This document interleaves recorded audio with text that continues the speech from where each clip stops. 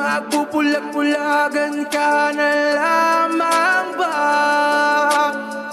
Magtutulog-tulugan, gumising ka.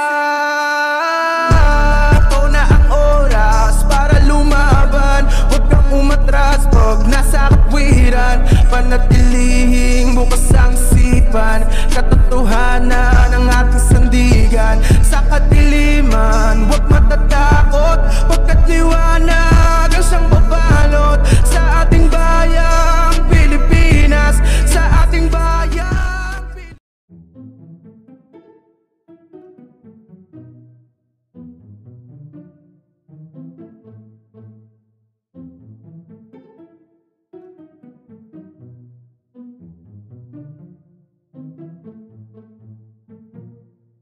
Hello, magandang araw sa inyo lahat. So meron pinasa sa akin Sir El Jaco, KMJS. Pag-usapan nga natin to. Uy! Sa Zamboanga to, baka puntahan to nila Kuya Red at nila Donsky. Anyway mga kababayan, play natin to mga men. Sa Zamboanga City, may eskwelahan kung saan daw tila may mga kaluluwang hindi matahimik.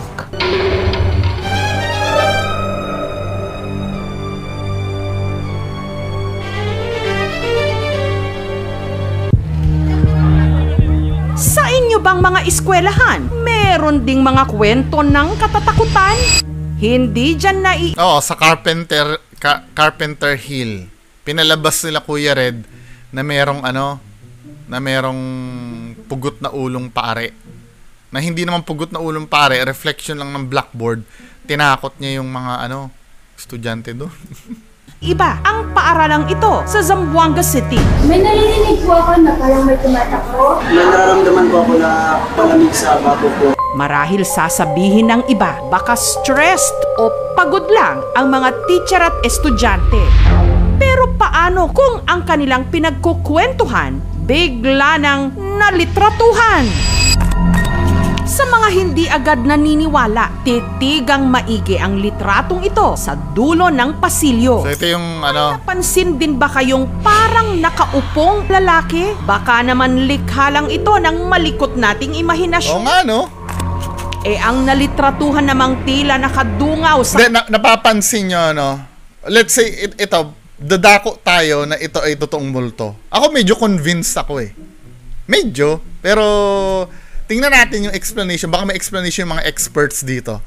Diba? Kung makikita nyo dito, ikukumpara natin ito sa mga kuha ng mga ghost hunters. Yung sa ghost hunters, sobrang detalyado eh. Sobrang linaw men eh. Pero itong mga kuha na to, halos hindi mo maitsurahan, diba? If ever man na multo to, mas convincing to kaysa dun sa solid na yung mga quote-unquote masisipag na multo na nakukunan nila Kuya Red. Diba? Lalaki, baka naman likha lang ito ng malikot nating imahinasyon. Ayan diba? Natuhan namang tila nakakatakot men eh, kung talagang ito ay multo talaga, diba? Mas compelling to. Kumpara sa sa mga multo nila Kuya Red. Or kung halimbawa kung pepekein to, magaling gumawa ng peke yung yung kumuha. Dungaw sa kanilang school building. Parang babaeng nakaputi. Oo nga naman Ang mga litrato, kuha nito lang nakaraang buwan sa second floor ng Building D. Around 7 p.m., yung isang batchmate ko namin, randomly nagpipik. Parang may napansin siya sa picture na nakakaiba. Mataas po siyang lalaki, tapos 7 a.m. Banda sa likod po namin. Black lang po yung nakikita ko sa mukha. May balahibo pa na, ay parang totoo ito. Tatakot na po ako kasi ang uwian namin gabi na. Wait. Parang may red flag akong nakita dito sa Tapos nakaupo po banda sa likod. Parang may napansin siya sa picture na nakakaiba. Mataas po siyang lalaki, tapos nakaupo po banda sa likod. So gusto kong malaman nga. Ano yung reason bakit siya nagpicture? Yung isang batchmate po namin, randomly nagpipik. Parang may napansin siya sa... randomly na nagpipik. Bakit ka randomly na nagpipicture? Doon pa nga lang parang sinasadya niya na may makunan eh. Ako, for me ha, kasi usually pag halimbawa kung may nakikita siyang ganyan, maliban na lang kung talagang on purpose siya nag-ghost hunting. Pero kung halimbawa yung parang mahirap paniwalaan yung randomly nagpipic. Pwede sana halimbawa may pinipicturean kang iba biglang may sumingit sa likod. Mga ganun eh. Pero yung out of nowhere magpipicture ka. Bagamat pwede ko naman bigyan ng benefit of the doubt. Baka mamaya talagang intention niya mag-ghost hunting. 'Di ba? Pero para sa akin parang may sinadya siyang gawin eh. 'Di ba? Anyway, pagpatuloy natin. Picture na nakakaiba. Mataas po siyang lalaki, tapos nakaupo po banda sa likod po namin. Black lang po yung nakikita ko sa mukha. Balahibo pa na, ay parang totoo ito. Natakot na po ako kasi ang uwian namin gabi na baka magparamdam na naman siya ulit. Noon po kasi, To be fair, nakakatakot men. Shift po kami. Pumupunta po ako ng 4 a.m. or 3 a.m. po dito. Paminsan nakakarinig po ako ng footstep dito po sa may D16 po. Sina Manuel at Vince agad isinend ang litrato sa kanilang teacher na si Richie. Hindi ako nagbibili kung totoo ba yung picture kasi naisip ko din dahil sa mga apps na yun, pwede tayo mag-create kahit ano. Hindi naman apps to. Obvious na fake yung pag-apps yung gamit.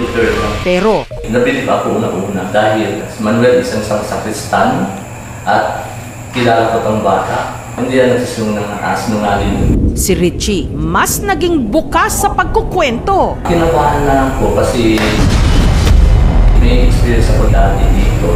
Nagsimula raw ang lahat nung inassign siya taong 2021 sa isang silid sa Building D. Early morning, pumasok ko sa school. Ito ito yung tip, mga, ang tawag dito, mga ghost hunters. Ganito dapat, meron kayong ini-interview, di ba? Hindi pwede yung, di ba? May istorya kayong gagawin.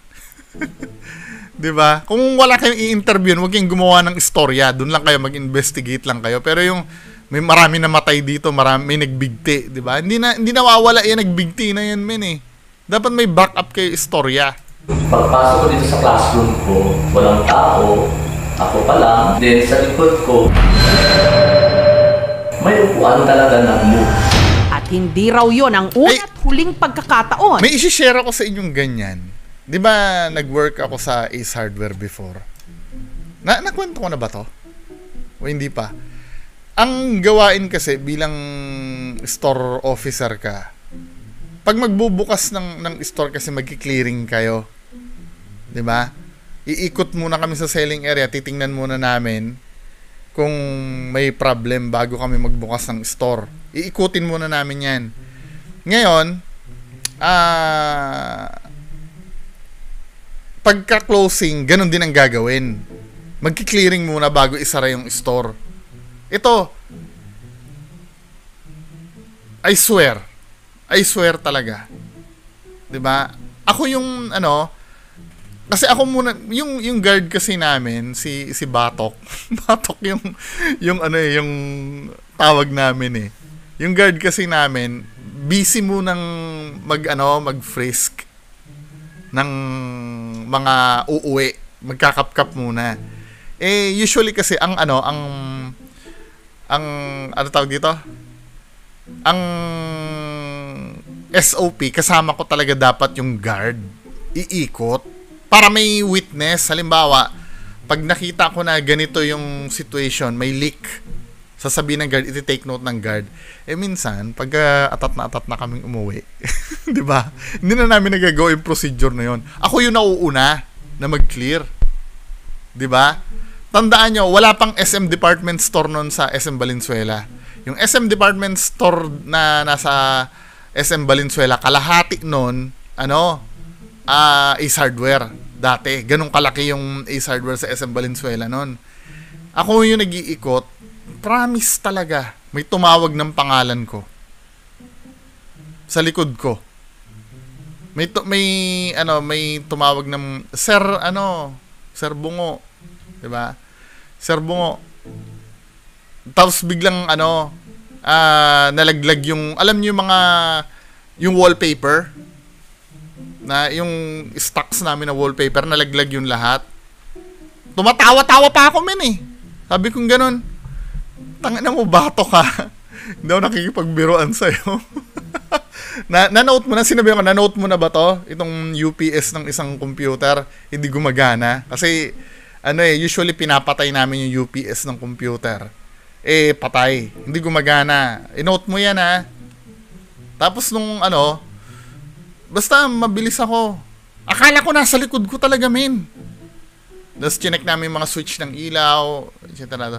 Tapos pagpasok, pagbalik ko dun sa back office, andun pa siya, hindi pa siya tapos magkap-kap ng ng mga empleyadong uuwi. Tapos sabi kong gano'n bakit hinahayaan mo na na umalis ka dito nang hindi pa nakakauwi yung mga yan? Sabi niya sa akin, sir, hindi pa ako umaalis dito. Promise talaga.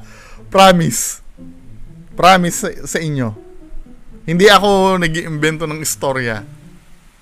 Tsaka hanggang ngayon rin, kaya naniniwala talaga ako sa multo. Sa multo naniniwala ako, pero yung sa mga duwende kapre, hindi ko alam kung nag-i-exist sila. Pero sa multo naniniwala talaga ako. Rinig ko talaga. Sir, blah blah blah. Boses talaga ni Batok. Nakwento ko na ba yun dito? Hindi pa. Tapos ito pa. Sa mall, total na ikwento ko na rin lang idadagdag ko na rin to, sino nakapagtrabaho sa mall dito? Tingnan natin, meron kasi ako na-capture. Ito, sa ibang mall, mag-search kayo, madalas to sa mga mall. Hanggang ngayon, hindi ko pa ma-explain to. Wait lang, Basta may picture ako nun Alam ko na ipakita ko na dito yun As in footprint talaga siya ng tao. Ito yung nakakatuwang doon nangyari. Basta yung mga nagtatrabaho sa mall dito, 100% kung halimbawa 5 years na kayo nagtatrabaho sa mall or may experience mo to. Kasi na-experience ko to sa 168, sa Victory Mall, sa SM Valenzuela, SM Marilao. Kasi nahiram ako sa SM Marilao Tsaka sa SM North EDSA. Nahiram din ako doon. Promise. Ito ang SOP katulad nun, may sinasabing clearing Sa gabi, mamapin ng janitor yan bago umuwi. Yung buong area. Kasi kasama sa iki-clearing namin yun yung floor, kung madumi o hindi. 'Di ba? Kasama sa i-clearing namin, titingnan namin, mamaya may na-miss siya doon na map. 'Di ba? Pagagalitan ko kinabukasan yung janitor. Bakit hindi mo sinama sa pagmamap mo to? At chemicals yung pinangkukudkud doon ng janitor.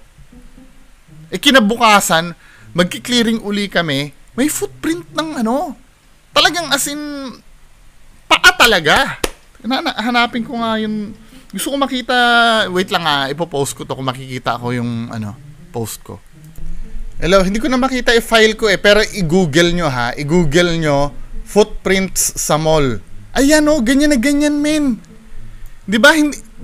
Kahit saang mall makikita mo yan, may ganyang pangyayari. Promise, men. 'Di ba? Ang dami niya mga footprints sa mall, ganyan. Kinikilabutan ako, men. 'Di ba? Sana ba? Marami kang makikita. Ito nga, nabalita pa nga misteryosong bakas ng paa sa mall. Mysterious baby foot. May baby foot, may malaking footprints pa. Ganyan na ganyan talaga, men. Makikita, promise, hindi ako nagsisinungaling. May malaking paa pa nga Yan ang makikita mo sa mall. Kinikilabutan ako hanggang ngayon, Alam nyo ba ang ginawa namin? Ayan, pinareview. Ganto, pinareview yung CCTV. Diba? Pinareview talaga namin yung CCTV kung saan nanggaling yan. Wala talaga kami nakita. Kasi yung sabi ko nga gano'n, tingnan natin hanggang magfo-form yung footprint. Kaya lang yung footprint mismo, dahil malayo yung CCTV, hindi mo made up na may footprint yun Unless lapitan mo talaga yung footprint na footprint siya. Promise talaga. Mga nagtatrabaho sa mall, common yan. Na nagkakaroon ng footprint sa mall. Nakakilabot, men, no? Kaya naniniwala talaga ako nag-i-exist yung mga yan, eh. Na imposible naman na, meron nga, nagtatawa-tawa pa sa amin na, baka naman, yan, gawa-gawa lang yan, No! Ako mismo yung nag-clearing. 'Di ba? Ako mismo yung nag-clearing nung gabi. Wala 'yon, ako mismo. Ako yung huling nag-lock ng pinto. Kinabukasan, opening ang schedule ko. Nagigets nyo? 'Di ba? Wala. Clear yung floor na 'yan. Ako yung nag-lock ako yung nag-lock ng store mismo. Wala na makakapasok doon. Umuwi na kami. Kinabukasan, ako yung key custodian eh. Ako may dala ng susi ng Ace Hardware eh. Ako yung nagbukas. Ako din yung Ako yung nagbukas. Ako din yung nagbukas ng selling area. Wala talaga. Hindi, ako yung nagsara, di ba? Ulitin ko. Ako yung nagsara. Then kinabukasan, ako din yung magbubukas ng selling area. Pagbukas namin may footprints na. Minsan isang pares siya, minsan isang apak lang. Ay, grabe, mga guys, grabe. Diba? Na para bang may nagpapapansin kay Teacher Richie. Punta sana ko doon para mag-ihi. So, hindi ko lang natuloy. Takot ko kasi nakita ko talagang anino ng bata tumakbo doon. Ang sinasabing misteryosong babae. Ang siya naman daw na litratuhan ng isa pang estudyante. Kaya yung line ni teacher, yung sinasabi ni teacher na yon, partially sa akin parang totoo yun eh. Kasi mga establishment na ganyan, may talaga, may nangyayari. Richie ang mga litrato. At dito na nagsunod-sunod ang mga patotoo ng iba pang pinagparamdaman sa campus. Ganyan ang itsura ng mga 7 o'clock already. Ganyan ang itsura ni Ganyan ang itsura nung white lady ni Kuya Red. At dito na nagsunod-sunod ang mga patotoo ng iba pang pinagparamdaman sa campus. It was past 7 o'clock already. When I was walking, tumingin ako sa taas. May nakita akong babae. Mahaba yung buhok, nakayupo lang siya. Naka-white dress siya. Nanginig ako, tumaas ang aking mga balahibo, nawindang ako sa nakita ko.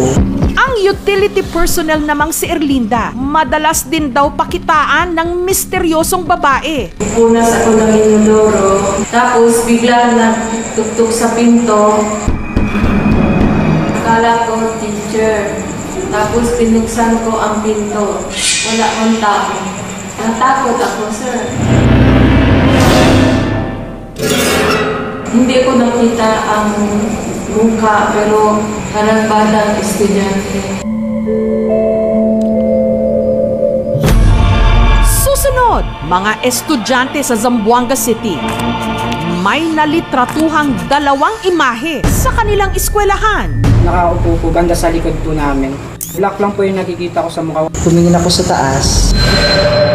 May nakita akong babae. Pero sino nga ba ang mga nagpapakita sa kanilang campus? Yung bata, patay na 1 week ago. Mapasok pa din sa school. What I can tell ay hindi siya edited. Sino nga ba ang mga kampon sa campus? Pumapasok pa rin sa school. Ito naman, ito hindi paranormal to hindi to paranormal. Ito naman, na may na-experience ako naman dito. Sa habang nagwo-work din ako sa trabaho. Yung pumapasok pa rin daw sa school, narinig ko yun eh. Ito naman pumapasok pa rin sa trabaho.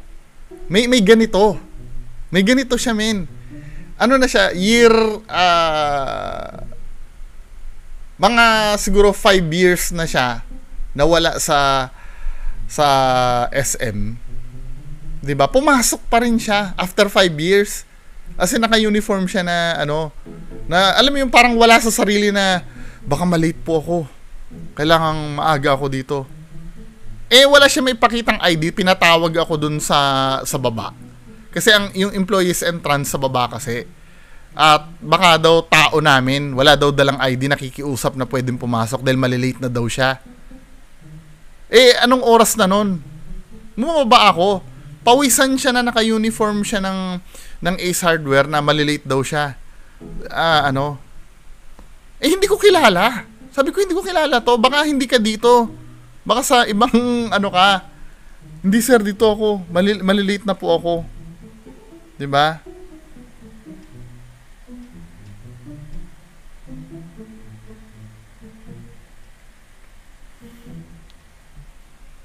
Then yung mga matagal ng regular do sa store, pinababa ko din.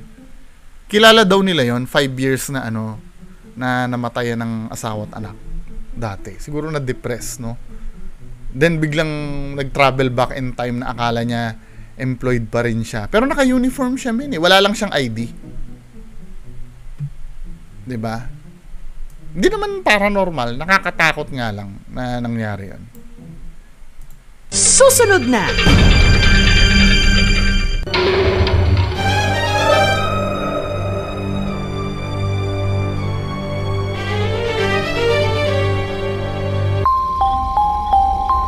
Para mabigyang linaw ang misteryo ng mga di umano, hindi matahimik na kaluluwa sa campus. Itong Biyernes, tumungo pa Zamboanga City ang mga paranormal investigator, sina Joshua at Glacy Ann. May ex-bakinek sila. Ito yung totoong SLS. Mga Ghost Hunters. Ito yung totoong SLS, hindi yung phone apps. May Xbox Kinect sila, men eh.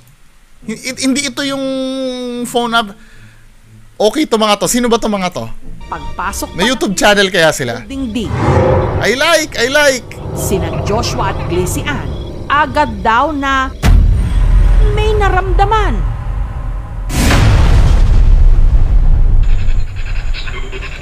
Meron pala silang SB7, oh. Hindi ko masyado maintindihan sa lingwahe dito, sir. Pwede ko po kayo kausapin, may marunong po dito sa lingwahe nyo.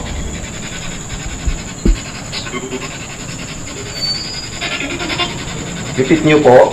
Galing, men. Kinikilabutan ako. 4K means bakit? Tinatanong tayo kung bakit tayo nandito. May gumalaw.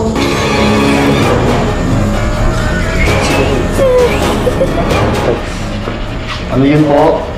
May motion na yung catball. Yung EMF na motion ball na. Pero tingnan natin kung paano nila i-validate yung yung motion ball. Means bakit? Tinatanong tayo kung bakit tayo nandito. Pero gusto ko tong mga Ghost Hunters na to na na ganyan, yung talagang scientific yung method nila. May gumalaw.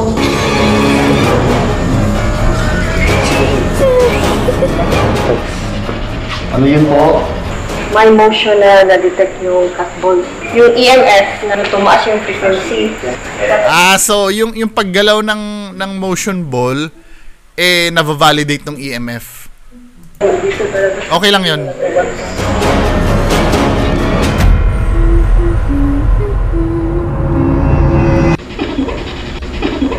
Tumawa lang.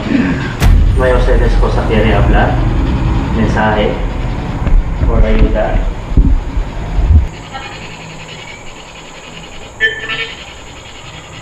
Galing, ano?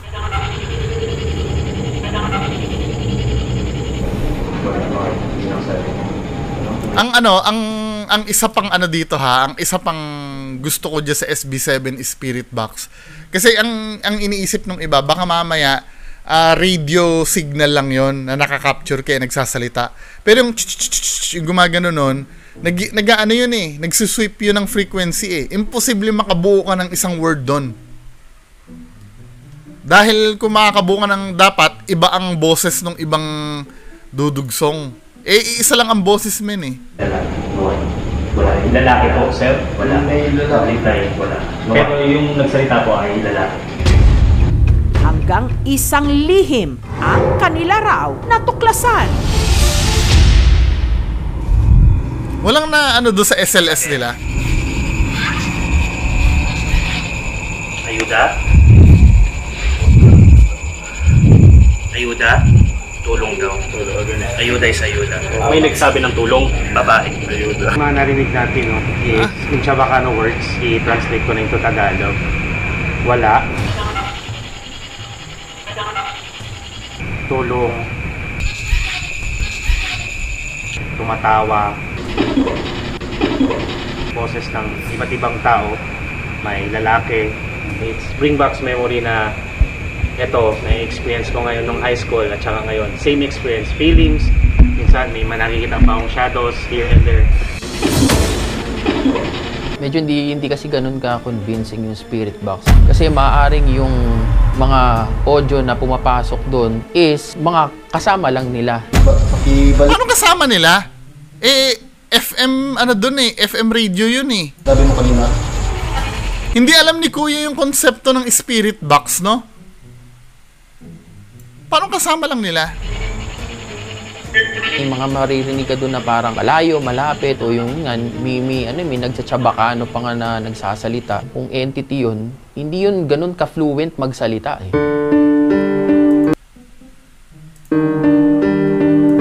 Ayon sa ilang nakakatandang official ng Barangay Tetuan, isang malawak at masukal na anyugan daw dati ang lupang kinatitiring. Wait lang, doon sa audio expert na yon, alam niya ba muna kung paano nagwo-work ang spirit box? Paano niya nasabing sila rin lang yon? Radio signal ang gamit nun. Unless mag-broadcast sila sa radio. Diba? Hindi, ako convinced ako sa spirit box. Skeptic ako, kilala nyo naman ako, diba? Pero hindi alam ni audio expert yung sinasabi niya about sa spirit box. Kasi ang spirit box gumagamit ng radio signal yun Nagsusweep yun.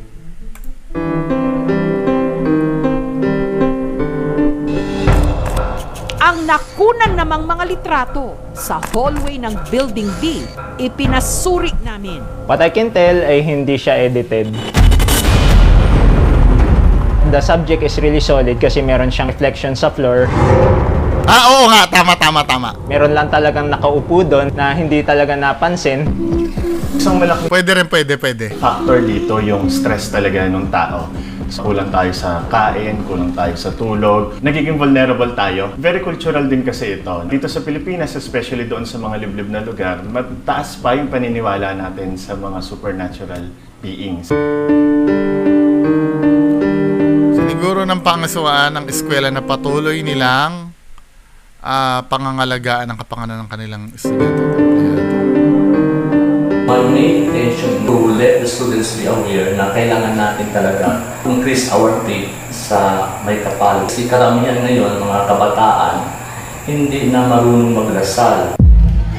Bahagi na nga yata ng buhay eskwela ang mga kwento ng kababalaghan. So hindi na debunk ng maayos yung mga evidence. Pero pwede 'yon, 'di ba? Ang talino nung yung graphic, hindi siya edited. Pero do sa may baba, may reflection kasi do sa baba. Nakita naman natin, ulitin natin yung picture Saan ba banda yung picture? Tingnan natin.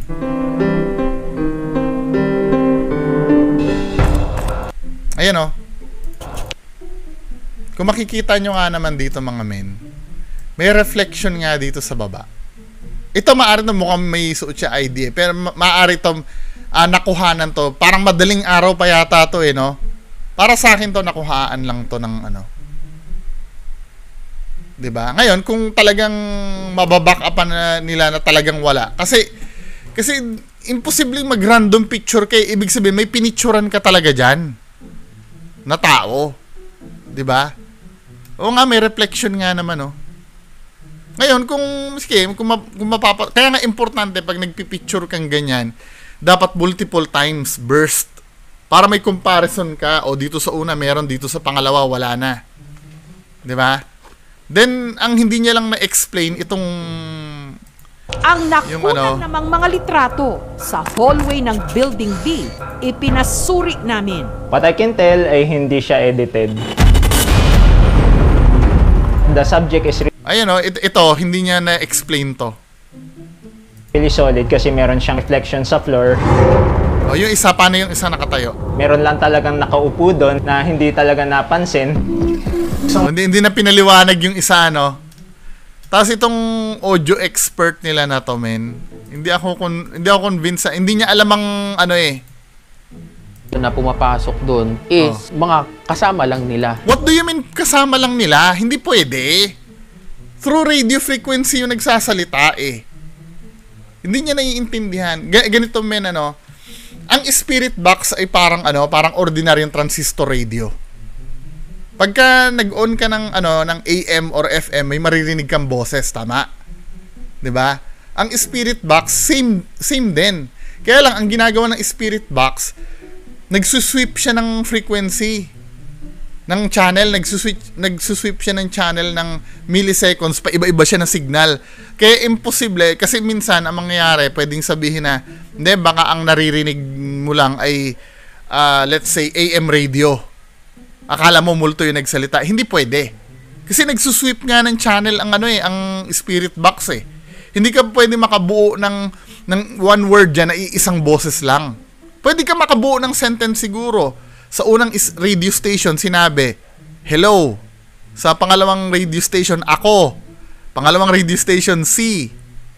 Pang susunod na radio station, bungo. Makakabuo ka ng sentence na ako si bungo. Pero yung iba-ibang boses yon. Pero kung halimbawa kung spirit yon, iisa lang yung boses, men eh. Tsaka milliseconds, imposible makabuo ka nga ng one word dyan eh. Di ba? Sobrang bilis kung papakinggan mo yung spirit box na ibig sabihin ang bilis niyang mag-shift ng station. Hindi alam ni audio expert yung yung sinasabi niya. Hindi siya familiar doon. 'Di ba mga men? Anyway, sa akin 70% legit yung haunting do sa school. Base sa mga evidence. Yung natitirang 30%, may doubt ako, konting-konti lang naman. Diba? Anyway, mga kababayan ko, ano masasabi nyo? Maraming salamat. Bye-bye.